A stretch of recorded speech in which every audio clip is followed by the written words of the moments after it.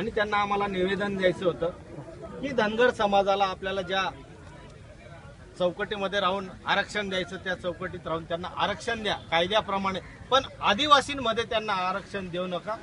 याचा निषेध करण्यासाठी आम्ही सगळं त्या ठिकाणी समाज बांधव एकत्र होतो। अजितदादांची गाडी आम्ही थांबवली, सगळ्या आदिवासी समाजाने थांबवली आणि त्यांना निवेदन देत असताना त्यांच्या बरोबरीत मागे बसलेले नवापूरचे आमदार जो आदिवासी म्हणून आमदार निवडून आला तो म्हणे तुम्ही काय उपडवून राहिले का म्हणे आणि तुम्ही काय आमचं उपडवून घेतलं म्हणे।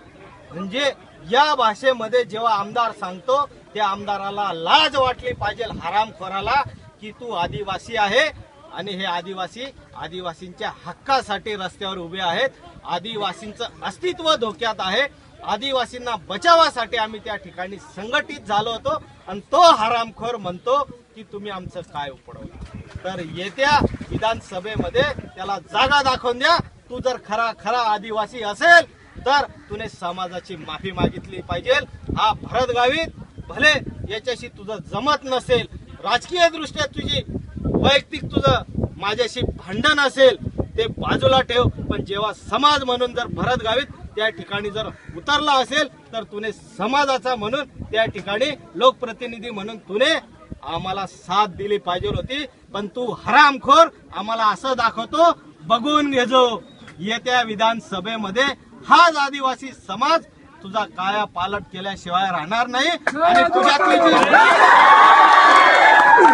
जी गुर्मी आहे, तुझ्यातले जो घमंड आहे, जो पैशाचा गुरूर आहे, तो हा आदिवासी तुला येत्या विधानसभेमध्ये तुझी जागा दाखवल्याशिवाय राहणार नाही।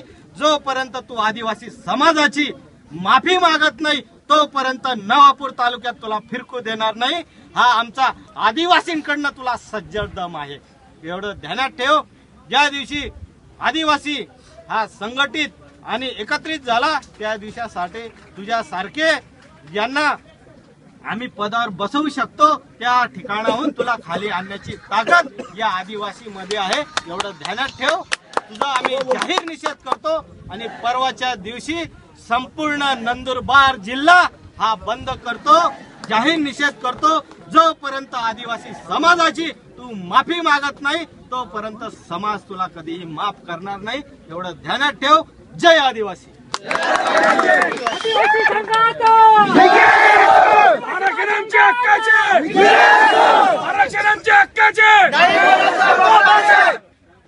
एकच चाले, एकच चाले, आरक्षण आमच्या हक्काचे नाही कुणाच्या बापाचे, आरक्षण आमच्या हक्काचे नाही कुणाच्या बापाचे, एकच चाले।